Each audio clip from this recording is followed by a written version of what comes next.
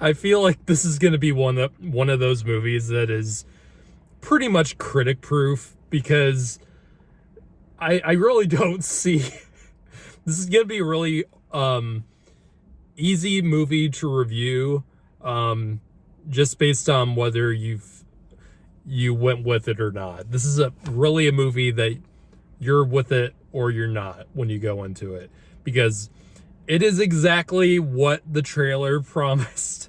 So here's my video review for Cocaine Bear. Yeah, the best 2-word title of a movie I've seen in a long time. I was to get my biggest disappointment with the movie out of the way first. And this is partially my problem, and I set my expectations too high. I really needed at the very end credits to see the text come up on black screen, Cocaine Bear will return. Like it's a Marvel movie. It would have been the best Marvel movie out right now, clearly. So, yeah, this is directed by Elizabeth Banks. Somehow. I mean, I love Elizabeth Banks, don't get me wrong. It's just weird this kind of movie was directed by someone like her, with her personality. Like, it's a weird kind of thing, and a really welcome thing in my opinion. I didn't know she could go this nuts with the movie, behind the camera at least. She's not in the movie. She's not she doesn't appear in the movie in any way. Yeah, maybe a background voice or something like that. But anyway, this is based on a true story. But it is a true story nonetheless. The true story is that, yes, a bunch of cocaine fell from the sky from a plane. It ended up in, the movie takes place in Missouri, if I remember correctly. And a bunch of this cocaine was in those big bricks, and a black bear came out of nowhere and found it, ate it, and then 2 hours later, the bear died. It was actually very tragic, and pretty sad, because the bear not only died, but died from a variety of different causes.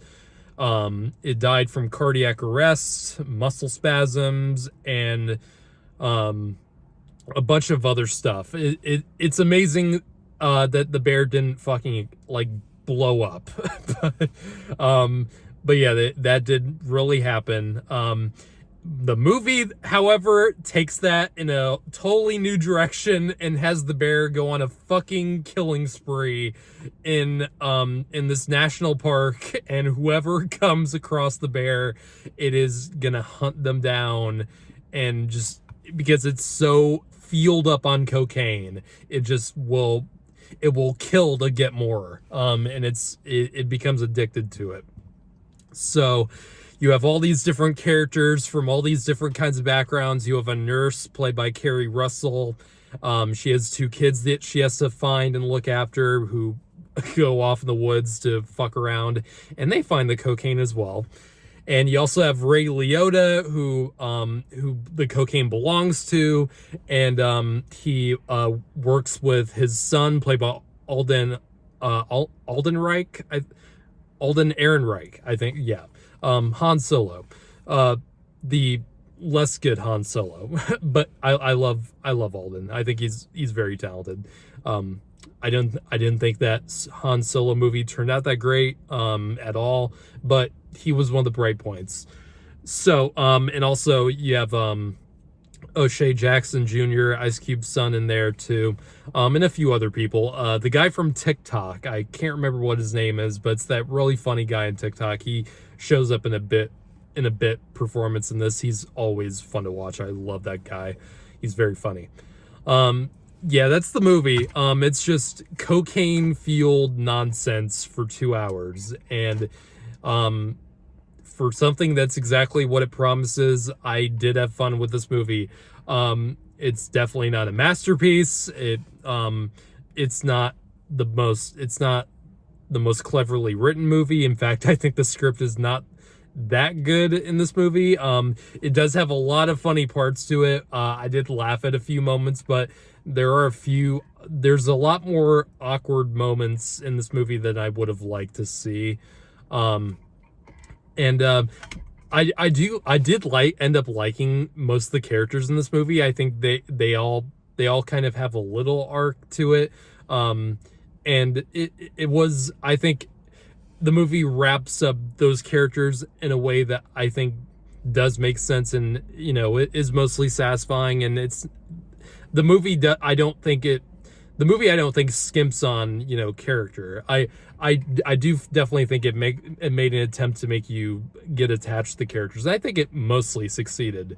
It's just some of the writing obviously was something that takes itself as far from serious as this does.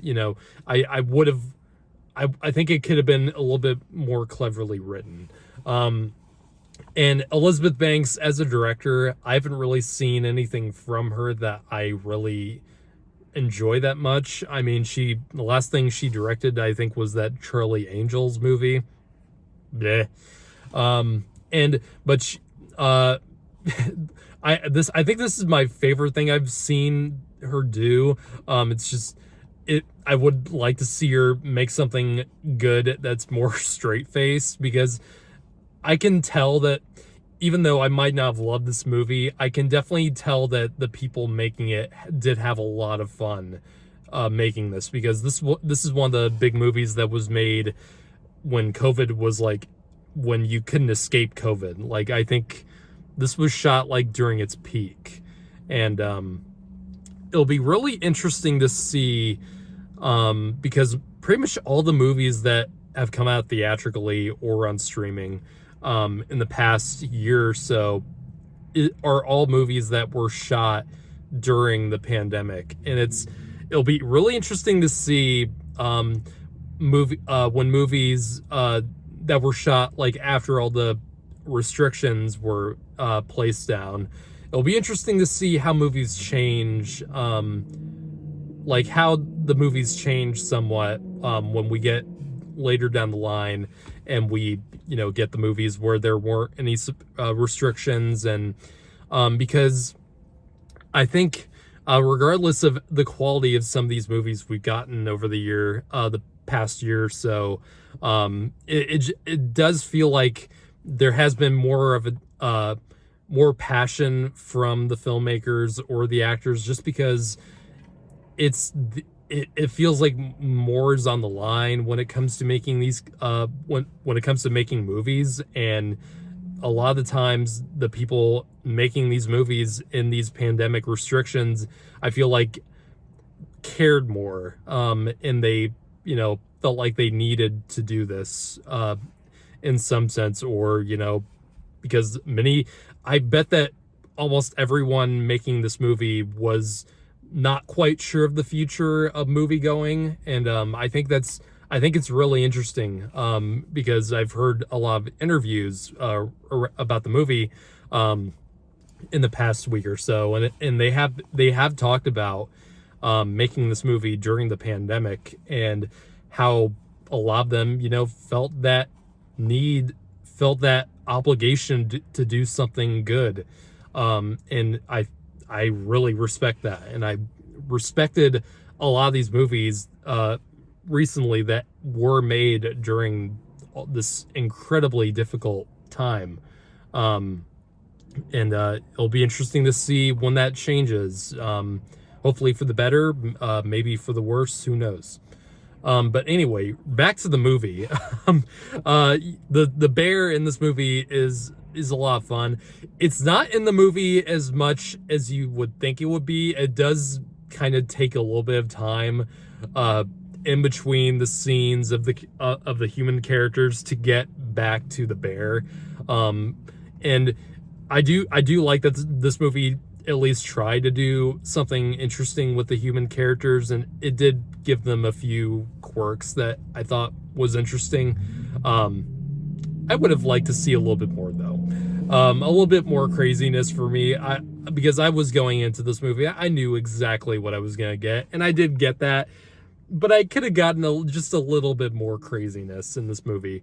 I think I don't know if it met its full potential of just batshit craziness for me specifically.